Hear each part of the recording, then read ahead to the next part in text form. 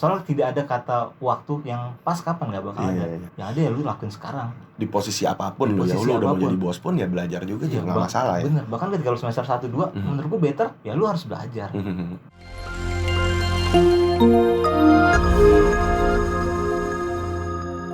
Welcome back to Ngobis, ngobrol bisnis by teman Sarap. Di edisi kali ini agak berbeda ya. Kita sudah kehadiran Mas Muhammad Brian Maizan selaku CEO of Sertifikasiku. Halo Mas, ini gue boleh manggilnya siapa nih Mas nih? Boleh panggil Brian. Brian ya, Mas Brian. Mas boleh cerita kan nih Mas? Kenalkan diri dulu, mungkin teman-teman ada yang belum kenal. Nama gue Brian, gue CEO dan co-founder dari sertifikasiku.com. Mas, tapi lo selaku co-founder dan CEO berarti ya? Benar. Dari Sertifikasiku. Sebagai seorang co-founder dan sebagai seorang founder, entrepreneur, banyak yang bilang being an entrepreneur is a lonely journey, everyday learning katanya. Kalau lu setuju nggak Mas dengan? Setuju banget. Setuju ya? Benar. Tiap hari ada aja nih yang lucu-lucu di kantor ya. Apalagi tambah PPKM kan. Nah, itu udah kayak remedial tuh kalau sekolah tuh tiba-tiba hancur dah semua. Jadi setiap hari memang suatu hal yang baru. Dan hari ini kita mau ngomongin tentang thriving your business through self development. Pentingnya self development untuk teman-teman founders atau entrepreneur yang mungkin bisa kita ulik nih, founder atau entrepreneur atau bahkan mungkin bekerja di tempat lain. Self development itu penting sekali ya Mas ya. Sangat penting sekali. Nah Mas, boleh nggak perkenalkan sertifikasikunya sendiri itu apa sih Mas? Oke, jadi sertifikasiku.com itu merupakan platform education technology. Kita mempersiapkan ke seperti Lay bilang untuk self development. Memang kita fokusnya adalah ke kompetensi. Kompetensi kan bisa berupa banyak tuh. Ya, apalagi kalau kita juga mempersiapkan untuk teman-teman yang ingin melakukan uji kompetensi. Oke. Nah, jadi ya kalau teman-teman tahu ada sertifikasi dan sertifikat kan berbeda tentunya. Nah, sertifikasi ada ujiannya nih. Dari lembaga. Nah, makanya kita fokus ke sana untuk mempersiapkan teman-teman yang ingin tersertifikasi itu ujian di LSP ataupun lembaga sertifikasi profesi yang standar BNSP, Badan Nasional Sertifikasi Profesi. Nah, itu yang dapat sertifikat Garuda tuh. Tapi kan gua agak awam nih Mas, bingung nih dengan istilah-istilah tadi. Contoh-contoh sertifikasinya tuh apa sih Mas? Contohnya kalau teman-teman buka di sertifikasiku.com, di situ kita ada beberapa pelatihan ya. Itu adalah sertifikasi digital marketing. Jadi sampai preparation dan sampai uji kompetensinya kita ada. Terus kita juga ada manajemen resiko, ada analis efek. Ya, karena lagi hype nih pasar modal nih. Kita juga ada untuk yang sertifikasi analis efek. Berarti lumayan wide ya Mas ya kalau untuk ngomongin kompetensi yang ada. Lumayan. Karena kan kalau kita balik lagi kompetensi ataupun yang standar yang diujikan itu ada unit kompetensi. Unit kompetensi itu refernya kepada SKKNI, Standar Kompetensi Kerja Nasional Indonesia. Berarti dari negara ya. Dari negara. Jadi anggapannya ketika kita ngambil kelas ini bukan sertifikat ngasal yang ya udah yang ngasih tanda tangan yang penting dapat sertifikat gitu.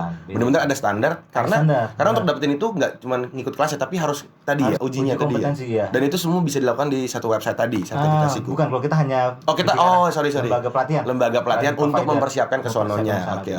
Nah, dan dengar-dengar kan ini lagi ada event yang akan diadakan ya sama sertifikasiku, dan boleh nggak sih jelasin eventnya, terus kira-kira rangkaiannya itu seperti apa sih? Kita ada namanya Festival Sertifikasiku.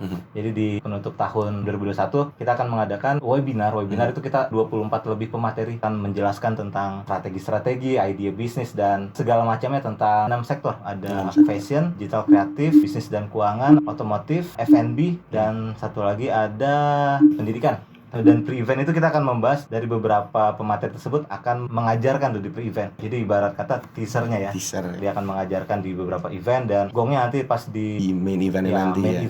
Mas, awalnya lu gimana sih Mas? Maksudnya sertifikasiku tuh berdiri, latar belakang lu sendiri apa? Apakah memang lu seorang akademisi atau atau misalnya memang apa sih tujuan lu untuk sertifikasi ini, problem apa yang mau di-solve sih? Oke, kalau kita memang lebih ke arah sertifikasi itu kan angkanya masih kecil ya. Kalau kita refer kepada target pemerintah kan di tahun 2030 kita ada bonus demografi, dimana targetnya sekitar 2,5 juta angka terkompetensi. Sedangkan di tahun 2020 kemarin sesuai data hanya baru 400.000 lebih. Jadi kan PR kita besar banget ya. Dan ini bukan hanya PR pemerintah menurut kita. Jadi PR kita banyak sekali terutama di stakeholdernya. Nah, oleh karena itu yang kita lihat pelatihan kompetensi ataupun sertifikasi masih terbanyak konvensional. Kan kita berdiri sebelum pandemi 2019.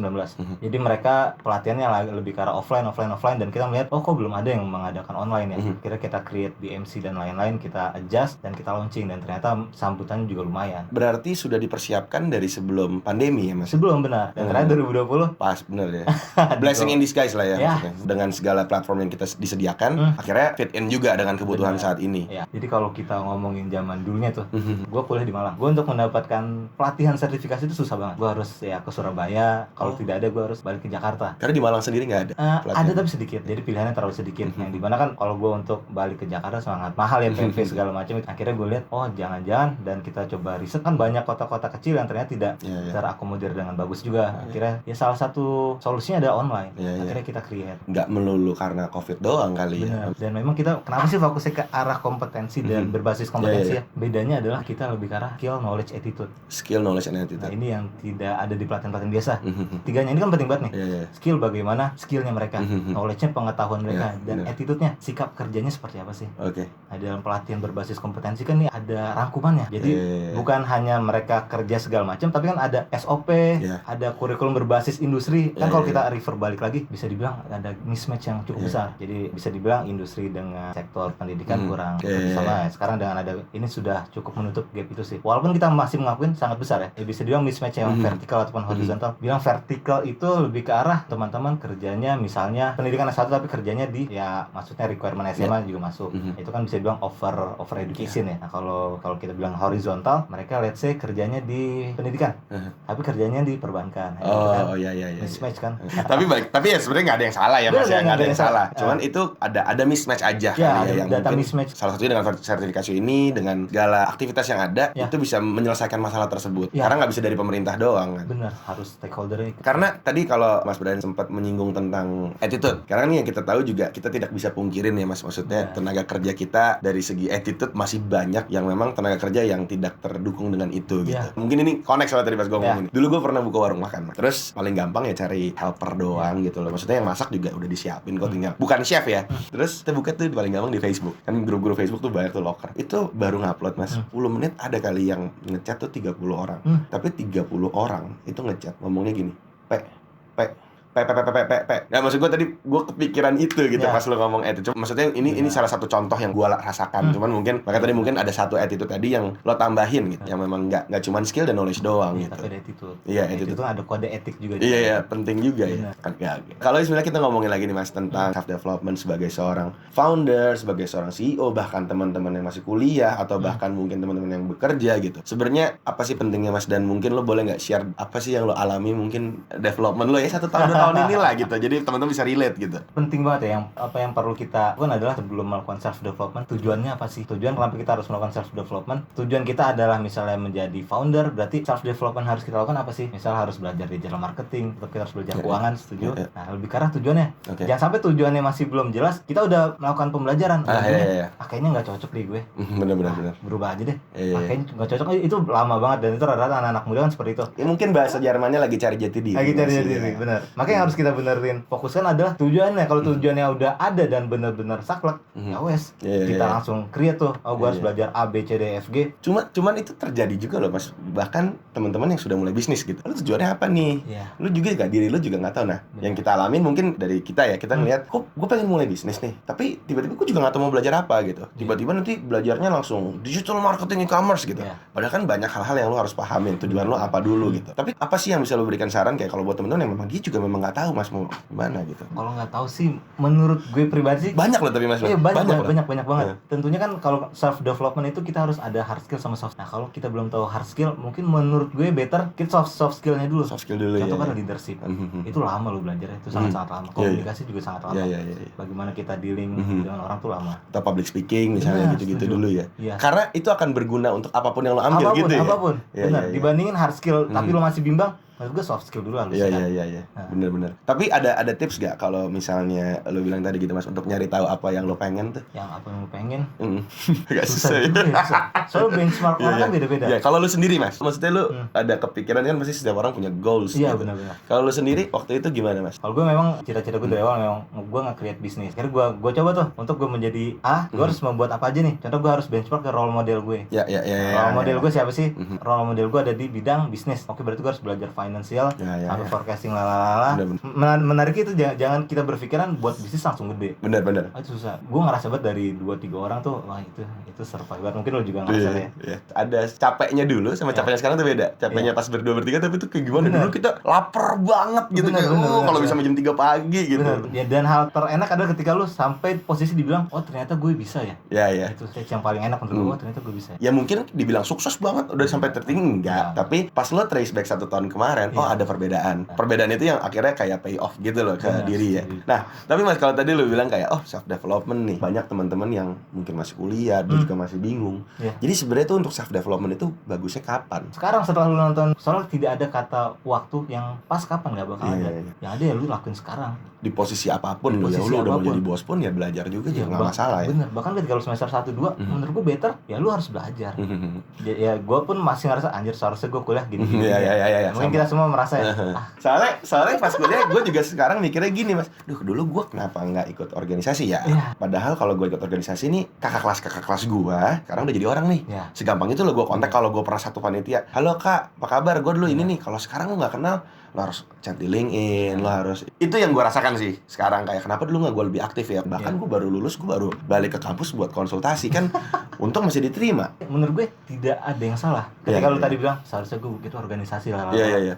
Tapi kalau lu tanya anak organisasi, mungkin ada yang bilang seharusnya gue nggak ikut organisasi ya. Sampai sekarang gue masih nganggur, seharusnya gue belajar A B C D F G. Jadi bener. Ya kita di dalam perspektif kita masing-masing. Benar. Kan development nggak melulu harus kayak di kelas gitu ya. Benar. Di semua hal yang aspek yang dijalanin memang ada pembelajaran sih kalau menurut gue Mas. Setuju. Kan strategi loh, lu ngejual lu nyari 1 juta di organisasi susah loh. Susah. Benar. Dari kampus nggak dapet lo harus mikir kan. Menurut lo sendiri nih, lo kan sebagai seorang CEO dan co-founder, menurut lo self development atau soft skill apa sih sebenarnya yang paling penting dalam menjalankan suatu bisnis? Menurut gue leadership sih. Leadership dan komunikasi. Ketika lu tidak punya itu, lu nggak bakal bisa ngegerakin kereta lu. Iya. Itu gerbong lu akan oke kalau lu bilang, gue cuma 1 gerbong, gue nggak perlu lah. Lu ngomong sekarang lu 2 bulan 3 bulan lagi, lu pasti butuh banyak. Iya. Dan lu bakal ada dilema, anjir ternyata gue leadership gue masih kurang ya, komunikasi gue kan. Dan lu nggak mungkin bisa bawa 3 gerbong kalau 1 gerbong aja lu belum bisa bawa gitu. Jadi emang harus pelan-pelan itu tadi Mas. Selain leadership apa sih Mas? Negotiation sih. Negotiation skill ya. Itu ilmu yang sangat susah loh negosiasi. Karena itu bukan tentang eksternal tapi internal pun lu negosiasi. Iya benar. Karena antar tim itu kan ya lu paham, lu pasti ada. Apalagi kalau misalnya budaya kantor lu yang nggak rigid gitu ya. Maksudnya masih ya santai-santai. Itu sih yang memang gue alamin juga sih Mas. Iya. Walaupun semuanya fleksibel ya. Benar. Tapi kan Matrix harus tetap kena. Karena kan duit gak fleksibel. Benar. Nah, Mas, kalau kita ngomongin lagi tentang sertifikasiku sendiri nih. Kalau kita ngomong sekarang kan banyak sekali platform-platform lain penyedia latihan. Mungkin kita pun juga ada academy ini, teman-teman academy untuk teman-teman founders lah ya gitu. Kalau boleh di-share nih, apa sih sebenarnya pembeda dan competitive advantage yang memang ditawarkan oleh sertifikasiku yang mungkin tidak ada di tempat lain nih gitu. Banyak yang lebih karena pelatihan biasa nih. Iya. Kalau kita pelatihan berbasis kompetensi. Setelah lu belajar, lu juga benar-benar tersertifikasi. Sebenarnya sertifikasi tujuannya apa sih? Kan pemerintah ingin menjaga nih angka kompetitif kita, tenaga kerja kita dengan pasar luar. Nah, jangan sampai mereka masuk kita aja tenaga kita belum kompetitif. Nah, yang dimana sertifikasi logo Garuda ataupun sertifikasi BNSP kan harapannya akan ada di beberapa negara, kan di ASEAN juga. Jadi dengan kita membawa sertifikasi itu, kita sudah diakuin. Salah satu di Myanmar, kita juga itu di Myanmar ya? Benar. Di ASEAN sih. Besar dari ASEAN dulu ya berarti Mas ya? Iya. Jadi kita mau kemana aja ya, sudah diakuin. Tapi memang ya salah satu pembeda tadi dengan sertifikat tadi yang memang diakui oleh negara bahkan di ASEAN ini yang menjadi salah satu pembeda dari sertifikasi itu sendiri ya. Kita ingin prepare lebih ke arah sana ya. Jadi teman-teman yang ujian di LSP itu lebih besar lah tingkatnya. Oke. Festival ini yang pertama bukan Mas? Ini tahun lalu ada ya? Kita pertama. Kalau tahun lalu kita buat namanya FinFest, Financial and Investment Festival. Oh, khusus Financial Investment. Iya, itu kita sikat ke pasar modal. Nah, kalau ini Mas, festival sertifikasiku, ini industri apa aja sih? Jadi ada 6 industri yang tadi sempat gue bilang. Nah, tema kita Start from Nothing. Start from Nothing, oke. Jadi bukan kita belajar ketika lu sudah jadi, ketika lu sudah kaya segala macam, tapi lu awalnya gimana sih? Ini yang perlu kita tahu kan? Iya. Jadi bukan lu sekarang udah punya unicorn dan lain-lain. Gua rasa itu nggak perlu dipelajarin lah. Yang harus dipelajarin adalah start from nothing mereka. Karena setiap orang kan resource-nya berbeda-beda. Betul. Ya, kita nggak bisa compare lah A dan B itu nggak bisa compare. Jadi start from nothing. Tadi yang seperti lu bilang, self development menurut gue mungkin berbeda sama lo. Iya. Begitu pula dengan pemateri-pemateri lain. Oke. Dan bagaimana mereka bisa sukses sih? Startnya ini seperti apa? Nah, ada beberapa 6 industri itu yang bakal di deliver di acara ini. Boleh bocorin nggak Mas? Mungkin ada beberapa speakers nih, kira-kira siapa sih yang akan? Kita salah satunya ada dari Haloka Talks ya. Oke, Haloka Talks. Stefani Regina ya, Hani ya. Regina, benar si Hani. Ada juga kita si Ignatius Rian. Ignatius Rian. Ya, Ignatius Rian, benar. Akan ada beberapa lagi yang belum kita bisa bocorin lagi nih.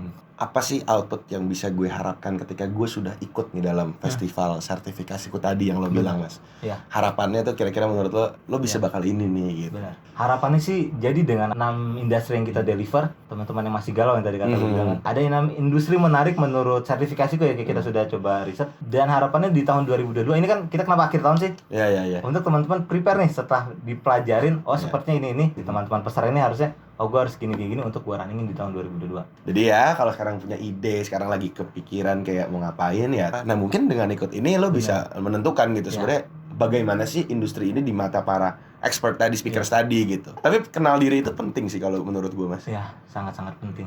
Soalnya kalau kita berasumsi tanpa adanya feedback, gue harus seperti ini. Oh, ternyata asumsi gue bener nih. Lu sebenarnya cuma butuh itu doang. Iya. Ketika lu cuma buat asumsi, lu bakal dilema terus. Lu bakal dapat insight baru dan meyakinkan ternyata bener yang gue pilih nih. Oke, kita udah ngobrol banyak banget nih, Mas, dari tadi tentang self development. Terus kita udah ngomongin juga buat mungkin teman-teman yang lagi jalanin usaha atau mungkin masih kuliah. Terus gimana sih caranya kita nemuin apa yang kita mau tadi. Sarannya mungkin bisa start dari soft skill dulu. Tadi juga udah ngomong kalau mungkin festival sertifikasiku ini bisa membantu teman-teman dalam menentukan nih sebenarnya apa sih yang teman-teman mau capai, dan sudah ada terkurasi ada 6. Pendidikan juga sangat menarik ya. Tapi luas ya pendidikan ini kan, Mas. Luas sekali. Ntar tinggal kita lihat siapa aja pendidikannya. Pendidikan, terus ada F&B tentunya kan, ada kopi kekinian dan lain-lain. Iya. Kroffel. Ya. Oke, kroffel. Lagi setelah ini apalagi kan cukup menarik nih. Benar. Bagaimana sih mereka meyakinkan customer dari kroffel ataupun boba-boba ya kekinian. Bahkan bisnis model F&B pun banyak ya, Mas ya. Ada yang franchise, ada yang apa itu. Seru ya. Ketiga kita tadi F&B ada otomotif.